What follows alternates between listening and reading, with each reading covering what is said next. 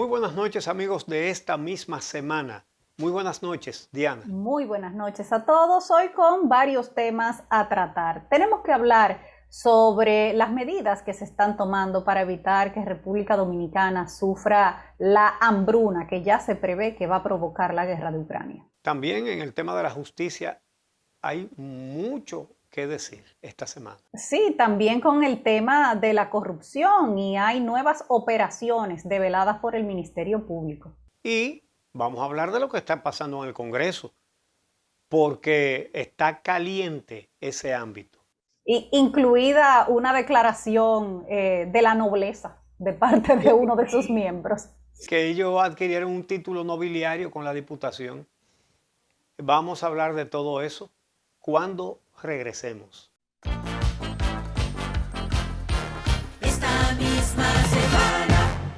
Esta semana, el secretario general de la ONU, Antonio Guterres, advirtió, oigan cómo lo calificó, un huracán de hambruna en el mundo, en los países más pobres sobre todo. Y en primer plano están los de África, pero nuestra región no está exenta de eso, ni nuestro país tampoco. Y lo que hay que ver es entonces qué se podrá hacer aquí para evitarlo. Sí, ya el gobierno había anunciado una serie de medidas como ese proyecto para quitarle los aranceles a varios productos de la canasta básica, pero esta semana se han anunciado otras medidas. Sí, durante 3 meses el gobierno va a vender cada jueves en algunos supermercados productos de la canasta básica suministrado por Inespre con un 30% de descuento. Y el primer jueves fue el de esta semana. Los primeros productos que tendríamos sería arroz, habichuelas, pollo, salami, espagueti, salsa, aceite, sardinas.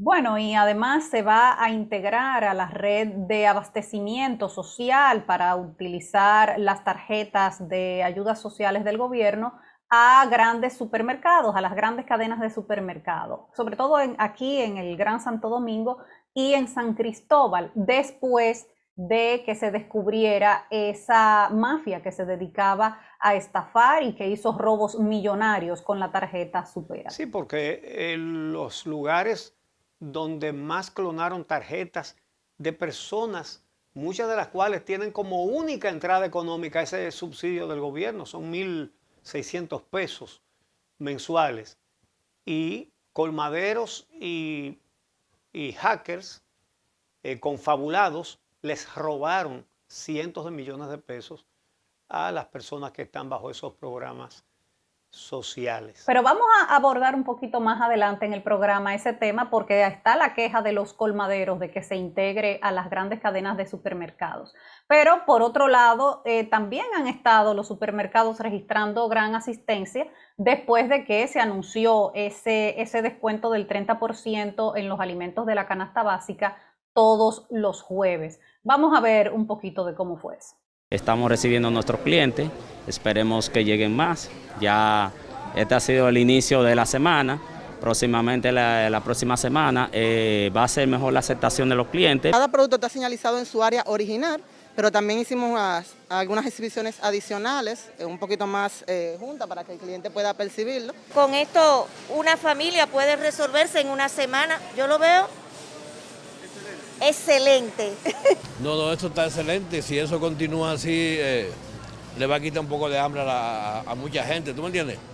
Bueno, hay muchas personas que están satisfechas con eso y otros que se quejan. Siempre es así. En Atomayor, por ejemplo, algunas personas han visto esta medida positiva. Las personas que no tienen muchos recursos, pues llega una canasta básica de bajos ingresos y pues la persona puede adquirirlo. Muy bien, muy bien.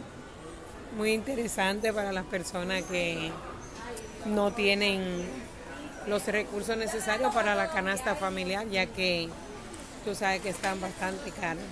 Bueno, pero poner a la disposición de la población estos alimentos a precios populares en los grandes supermercados ha provocado la reacción del comercio detallista, de los colmaderos, que han dicho que estos combos de Inespre en supermercados y además la persecución del Ministerio Público contra esa mafia que se dedicaba a clonar tarjetas, dicen ellos que eso es una persecución contra ellos. Vamos a ver. Solicita al señor presidente de la República, Luis Abinader, una reunión con carácter de urgencia para que el jefe de Estado nos aclare si desde el gobierno también se nos va a montar una competencia desleal al concentrar todas las facilidades en las grandes superficies y dejar a los pequeños detallistas abandonados bajo la amenaza de una quiebra masiva. La verdad es que es difícil entender la posición de los detallistas. En una parte, en la otra es comprensible. Si es comprensible la parte en la que ellos dicen que es una competencia desleal. Miren, si Inespre pone comestibles a bajo precio, ¿por qué tiene que ser en los supermercados? No puede ser en los colmados. ¿O es que son demasiado y entonces es más complejo organizar eso? Deberían dar una explicación, porque pudiera resultar en que se beneficien los supermercados y se afecte a los pequeños negocios, a los colmados. Pero por otro lado, ¿qué tiene que ver un fraude que se hizo con que ellos dicen que los quieren afectar con ese fraude? Un robo es un robo. Porque, óyeme, el fraude existió, ¿eh? La estafa fue cierta y fue de cientos de millones de pesos y que lo dejaban así. Sí, porque entonces afecta. No, es la investigación del Ministerio Público y del Plan Social de la Presidencia, que fueron los primeros que se dieron cuenta, y entonces le pusieron el caso en manos del Ministerio Público, pero hicieron lo que hay que hacer. ¿Quién se va a afectar que no haya sido parte del fraude? Nadie. El que no clonó tarjetas para robarle al Estado y a los más pobres no tiene nada que perder con eso. Bueno, lo que pasa es que como resultado de esta situación es que se está diciendo que van a llevar el tema de las tarjetas de los programas sociales del gobierno a que se puedan utilizar también en las grandes cadenas de supermercados. Eso es lo que no quiere el comercio detallista, que como una consecuencia de esa acción criminal que cometieron algunos vándalos, que no se puede decir que sea todo el comercio detallista, no, fueron unos delincuentes que hicieron eso, que como una consecuencia de eso, entonces se vayan a beneficiar las grandes cadenas de supermercado en perjuicio de ellos. Exactamente. Lo que sí debe el gobierno es estudiar bien lo de la venta en los supermercados, que ya comenzó, a ver si se puede incluir al sector de los detallistas, porque no debería haber ninguna medida que privilegie a unos y afecte a otros, sobre todo si privilegia a los más grandes y afecta a los más chiquitos. Pero qué bueno que se está investigando lo del fraude ese, que eso lo veremos ya un poco más adelante. Ahora vamos a hacer una pausa y vamos a hablar del sector de la justicia.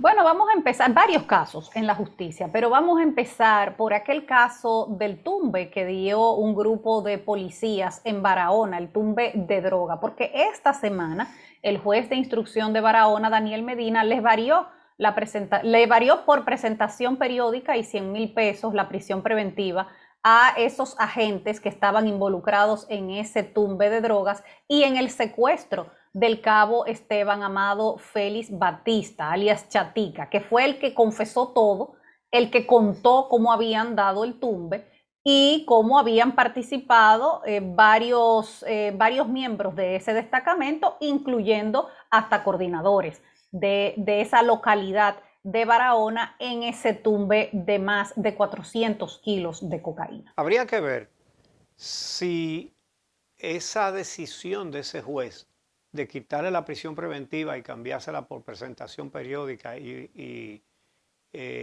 una sanción económica, está basada en su propio criterio o el expediente está mal instrumentado. Eso hay que definirlo bien, porque el tumbe lo dieron a unos narcotraficantes que entraban con una lancha llena de cocaína y de armas, incluso armas de guerra. Y los policías los estaban esperando y en lugar de incautarlo todo y llevarlo a la justicia, le dieron un tumbe. Y se repartieron la droga, así te tocan 10 kilos a ti, 10 kilos a ti, se la repartieron y salieron a venderla. Y salieron a venderla. Y colocaron la mercancía, vamos a decir, ¿verdad? Óyeme, y el mismo Cabo Chatica lo confesó todo. Hoy no hubo manera de que esa gente se quedara presa. Eso es un caso que merece que se profundice en él, porque Chatica se lo contó al país. Y entonces, bueno, y esta semana fue condenado en Estados Unidos un ex cónsul dominicano, Jeremías Jiménez, a 15 años de prisión por tráfico de drogas. Él confesó, y no solamente confesó que metió varias veces drogas en los Estados Unidos, sino que además admitió que él usó su cargo de cónsul para meter las drogas en los Estados Unidos. Obviamente que colaboró confesando y probablemente dando datos de otros implicados, porque un hecho así le hubiera salido fácilmente por algunos 100 años de prisión. Así que evidentemente colaboró y por eso confesó. Pero ese señor, que fue cónsul en los anteriores gobiernos, eso no es cosa pequeña. Confesar que usó su cargo público para facilitar la entrada de las drogas en los Estados Unidos. Por otro lado, Jean Alain Rodríguez sigue haciendo piruetas legales, tratando de salir de la cárcel o de hacer, no sé si será una campaña de relaciones públicas o qué, y no sé para qué le serviría. Pero el procurador adjunto, Rodolfo Espiñeira, rechazó esta semana la recusación que le hizo Jean Alain Rodríguez a los fiscales. Él pretendía, señores, que se inhabilitara a 15 fiscales de los que lo acusan a él. Dígame usted.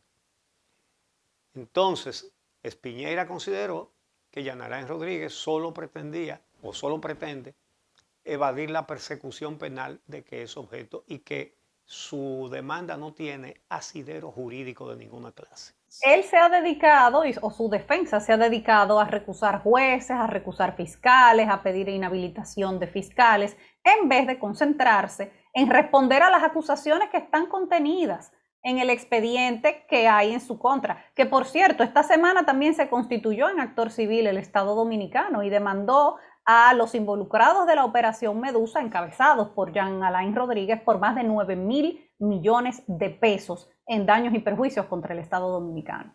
Exactamente.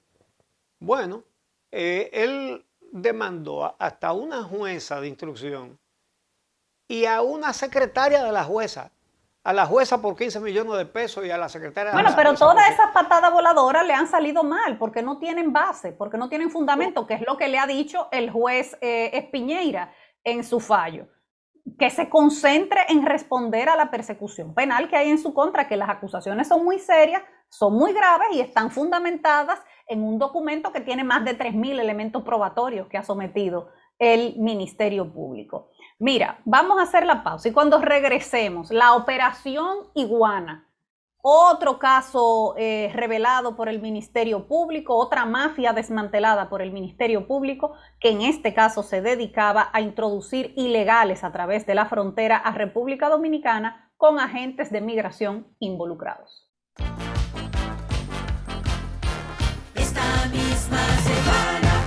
Bueno, vamos a empezar este bloque con temas de corrupción, varios esta semana. Vamos a empezar por la Operación Iguana. esa mafia que fue desmantelada y de la cual participaban incluso agentes de migración. Para no irnos muy lejos, Roberto Méndez, que era el coordinador de la Dirección General de Migración en el puesto fronterizo de Jimaní, está señalado como cabecilla de esta organización que se dedicaba a entrar de manera ilegal inmigrantes por la zona fronteriza. Entonces, ¿por qué entran tantos inmigrantes aquí? Porque como dicen los que les gusta sacar ventaja de estas cosas, hay un plan de fusión y una cosa, no por corrupción, simplemente. Y así ha sido siempre, incluso cuando esas mismas personas estuvieron encargadas de la migración. Hay gente que se corrompe y los haitianos pagan para entrar aquí y hay dominicanos que les cobran para dejarlos pasar.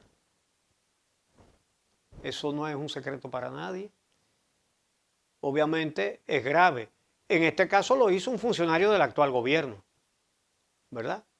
El encargado de eso, en Jimaní. Mira, como parte de esa operación, el Ministerio Público realizó una serie de allanamientos en diferentes provincias y municipios del país. ¿Y qué ocuparon ahí? Bueno, pues ocuparon varios vehículos y les ocuparon 127 pasaportes de extranjeros. 127 pasaportes de extranjeros. Así era como funcionaba la mafia. Porque la gente cree que es raneando debajo de alambre de púa, que entran, no, es con pasaporte visado y es pagando en la frontera. Hay una llave que permite abrir las puertas de la frontera, que es una llave verde rectangular que tiene a Washington pintado adelante. Eso es todo. Por otro lado, y hablando de corrupción, aquí, señores, a donde llega la delincuencia, a robarles a los que menos tienen para que pasen hambre.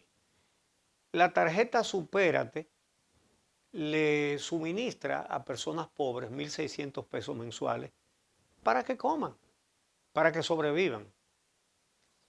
Y hackearon las tarjetas. Unos hackers se confabularon con dueños de colmados, con algunos, ¿verdad? No es la mayoría, pero hubo dueños de colmados que son tan ladrones como los hackeadores, y el que iba con la tarjeta se la clonaban, le vaciaban la tarjeta, esa persona después no podía comprar ni una tabla de chocolate porque aparecía que lo había consumido todo y lo habían consumido los hackers, repito, en complicidad con los dueños de los colmados donde hicieron el saqueo. Hubo colmados que registraron venta por 20 millones de pesos en cosa de horas. Sí, por eso fue lo que levantó la alarma de las autoridades, que se dieron cuenta que en cuestión de segundos, o sea, con diferencias hasta de 5 segundos, cientos de operaciones en los mismos colmados, en los mismos sitios con tarjeta Supérate. Y de esta forma, en un solo fin de semana, llegaron a vaciarle 14 millones de pesos a las tarjetas de Supérate. A las de Santo Domingo. Eso fue en la provincia de Santo Domingo. Pero lo hicieron en San Cristóbal, lo hicieron en el Distrito Nacional, lo hicieron en Santiago. Bueno, a propósito, ya se puso en marcha el Ministerio Público para investigar esto y llegar hasta el bollito del hilo, donde comienza.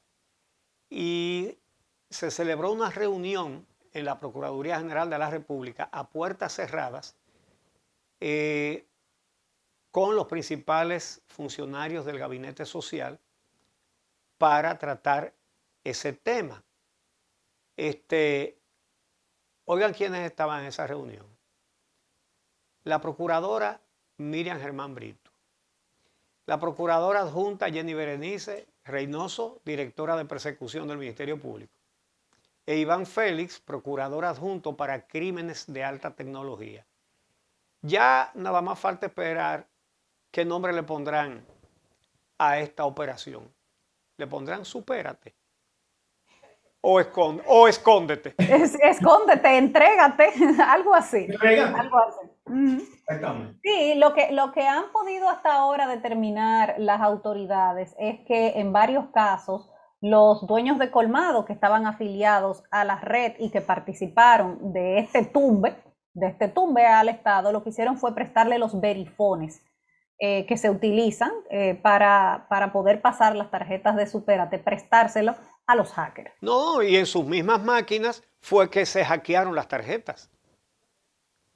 Bueno, vamos a hacer entonces una pausa y vamos a la perla de Congreso que tenemos aquí, señores. Inagotable, el Congreso Dominicano, inagotable. Esta misma semana. Esta semana fue muy productiva en metidas de pata para el Congreso. Vamos a comenzar con el diputado Eugenio Cedeño, quien representa a la provincia de La Romana por el PRM. Él quiso responder a los cuestionamientos de que los diputados usen el presupuesto del Congreso Nacional para pagarse sus campañas permanentes de reelección, haciendo clientelismo, con canastas, habichuela con dulce en Navidad, regalo de la madre, etcétera, etcétera, etcétera. Dice este señor, esas canastas, regalos o invitaciones no son de Eugenio Cedeño, es decir, él mismo, son del representante, son del cargo. Es decir, que eso le toca, es lo que él dice. Y agrega esta perla también. En todas las sociedades los príncipes tienen privilegios y los diputados somos príncipes. Es decir, que ellos no entienden que se someten en unas elecciones para ir a representar a sus iguales que son los ciudadanos, sino que ellos adquieren un privilegio. Ellos no van a ir a ese Congreso a defender los intereses de los más pobres. No, no, no, no, no, no. Los más pobres le tienen que dar a ellos los privilegios. Él salió a quejarse después a través de sus cuentas de redes sociales de que solo destacaron esa parte de la entrevista, porque eso fue una entrevista que él lo dijo, cuando lo que debió haberse destacado fue la propuesta que él hizo de bajar de 2 a 1 la exoneración de los vehículos que reciben los legisladores. Oye, no quitarlo, ¿no? Que no dejen una. Sí, exactamente. No es que le dejen una, es que no puede haber exoneración. Es que eso es un insulto a los ciudadanos. Los mismos que aprueban los impuestos a los vehículos, que son altísimos. Señores, en el precio de un vehículo hay más dinero de impuestos que de lo que va del carro, para que usted lo sepa. Que cuando usted compra un carro, le está dando más dinero que al gobierno que al que le vende el carro. Entonces esos mismos que aprueban esa barbaridad, entonces ellos se exoneran. Y con esa mentalidad nos representan a los ciudadanos que lo eligen. Entonces, pero además, oiga, qué pretensión, que ellos son príncipes y que a ellos hay que darle privilegio. Señores, hay que ir tomando nota de todos estos tipos para que la gente decida elegir a personas que se comprometan a no coger exoneraciones ni barrilitos, a que se comprometan a representar a los ciudadanos, porque ese es el cargo que ellos tienen, es un cargo de representación. Esta semana también, y los del PRM están bateando para un promedio altísimo en metidas de pata. 2 diputados más del PRM, ambos de la provincia María Trinidad Sánchez, sometieron y lograron la aprobación de una ley que crea el Instituto Nacional del Coco. Sí, ellos están muy ocupados, ¿eh? Sí, porque mira, sí. de hecho el proyecto fue objeto de amplias ponderaciones en el hemiciclo, ¿eh? Varios diputados tomaron la palabra para referirse a ese proyecto, la necesidad de ese proyecto y las propiedades del coco. Se pasaron en eso como 2 horas hablando de lo bueno que es el coco. ¿Tú sabes qué es eso? Eso es crear más botellas, más cargos para poner gente a chupar del Estado. Eso es todo. Pero hay algunas cosas. Mientras aprobamos el Instituto Nacional del Coco en 5 minutos,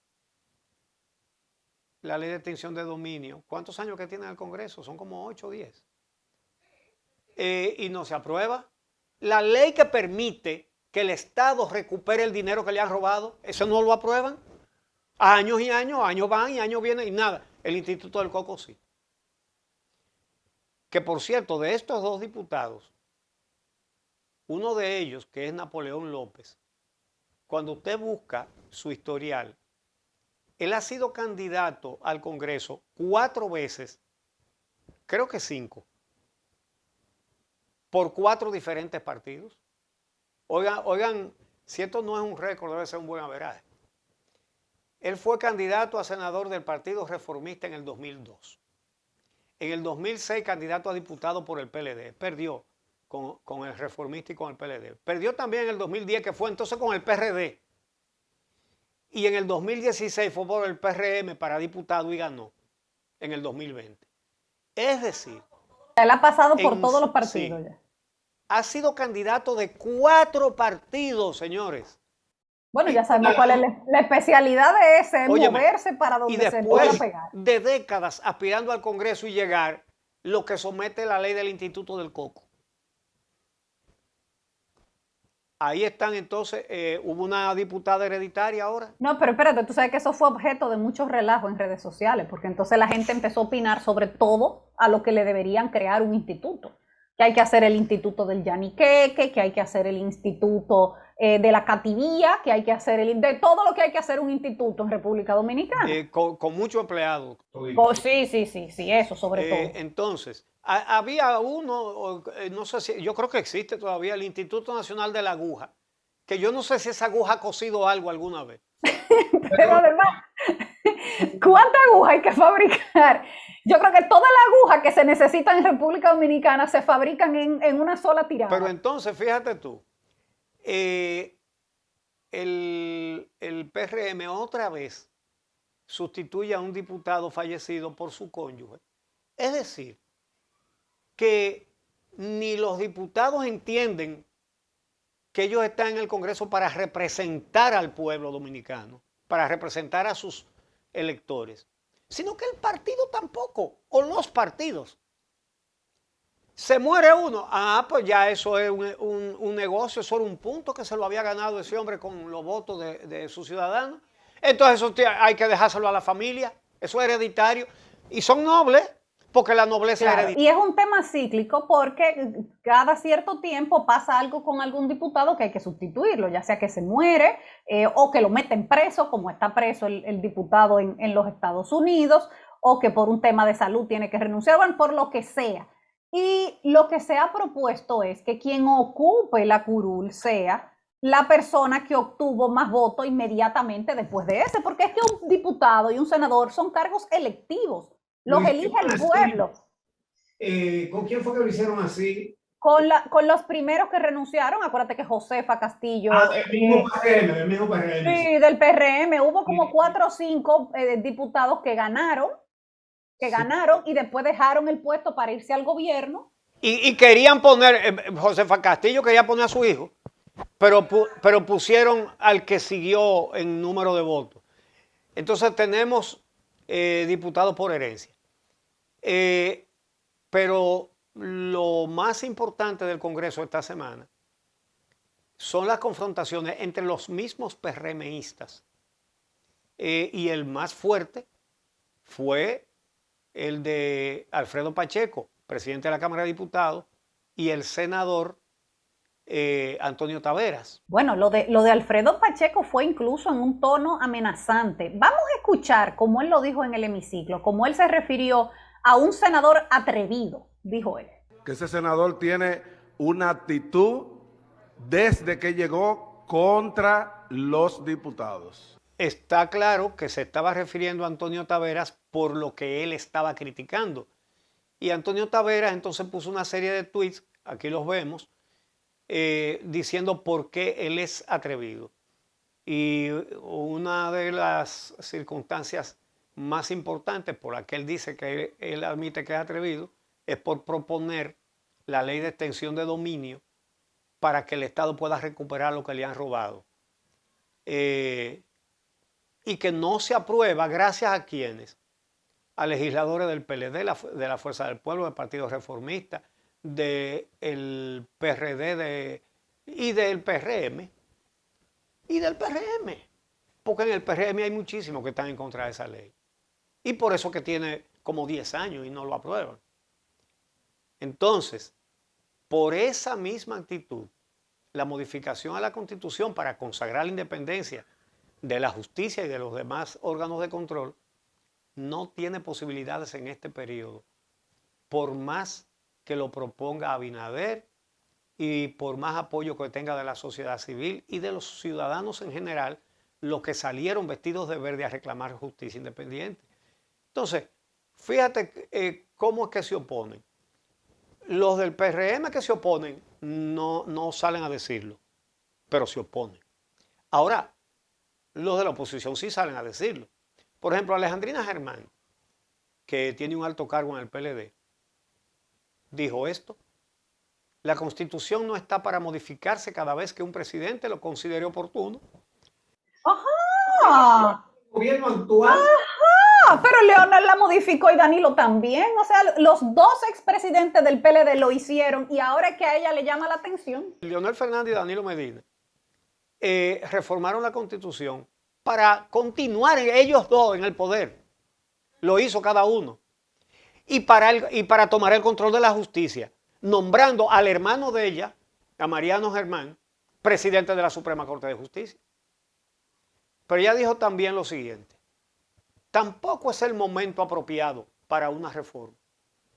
¿Y cuál es el apropiado? Cuando sea Leonel Fernández o cuando sea Danilo Medina quien quiera volverse a reelegir. Porque ¿cuál es el momento apropiado? Por su parte, el secretario general del PLD, Charlie Mariotti, dijo esto: que hay un motivo oculto del gobierno para modificar la Constitución. Bueno, en el caso del líder de Charlie Mariotti, que es Danilo Medina, no hubo un motivo oculto. La hizo modificar claro y pelado para eternizarse en el poder, que era su hermana la que decía: nos vamos a eternizar. Y otra cosa que dijo Charlie fue: lo que quiere el actual gobierno con la reforma es cubrirse con el manto protector de la justicia. Pero él estará confundiendo al PRM con el PLD. Porque el actual gobierno no nombró a ningún Jean Alain PRMista, ni a ningún Radamés Jiménez PRMista en la justicia. ¿Verdad? Ni nombró a alguien que le protegiera a sus corruptos ni a los familiares del presidente. Ni tampoco hizo eso en la Cámara de Cuentas ni en ninguna parte.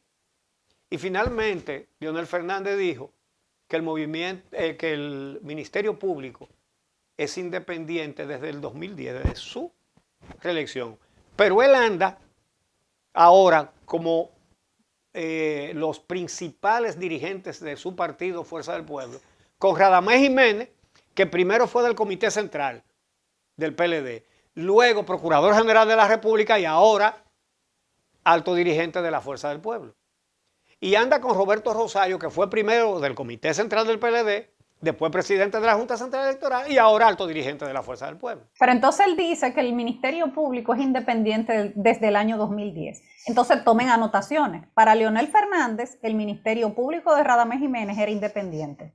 Para Leonel Fernández, el Ministerio Público de Jean Alain Rodríguez era independiente. Eso es independencia para él. Suficientemente independiente como para después de que la gestión del procurador Domínguez Brito le demostró en audiencia a Félix Bautista que tenía depósitos bancarios por más de 27,000 millones de pesos, entonces le dieron en la Suprema Corte de Mariano Germán archivo definitivo. Esa es la independencia de Leonel Fernández. Mira, El PLD salió del poder y todo el mundo sabe por qué. No lo derrotó el PRM, lo derrotó el pueblo dominicano. Y el pueblo dominicano exigió justicia independiente. Y no es verdad que dejó de querer eso, lo sigue queriendo. Y sigue viendo a un ministerio público como no se había visto antes jamás. Dándole golpes a la corrupción, al narcotráfico, a todo el mundo, a todo el que azota con la corrupción a este país. Ahora, esa modificación, sin esos dos partidos no se puede hacer, porque se necesitan 2/3 partes. Lo que quiere decir es que esa modificación no va. Eso quiere decir que si otro partido llega al poder, aquí vamos a retroceder a la situación anterior de un ministerio público para garantizar la corrupción, blindándola de arriba abajo. Y ese mismo Félix Bautista, que fue favorecido, por cierto, también anda junto con Leonel Fernández. Entonces, las cosas están claras. Yo creo que se debería someter lo de la modificación de la Constitución a una consulta al pueblo dominicano, como la de 2010 que hizo Leonel, pero comprometiéndose a cumplir lo que la gente diga, porque la gente le dijo que no quería reelección, el 67%, y ahí no le hizo caso. A él se le olvidó que la gente le dijo eso. Y se quitó el nunca jamás para poder volver a ser presidente. Ahora, a mí me parece que el pueblo debe pronunciarse, aunque en el Congreso no lo aprueben. Y aunque en el Congreso no aprueben la ley de dominio también, eso tiene que quedar pendiente para que entonces se elija a los que estén dispuestos a producir esos cambios necesarios para la sociedad dominicana. Bueno, señores, muchas gracias. Hemos llegado al final de este programa. El próximo sábado estaremos de nuevo aquí, Uchi Lora, Diana Lora, con todos ustedes. Quédense ahora con Telesistema 11.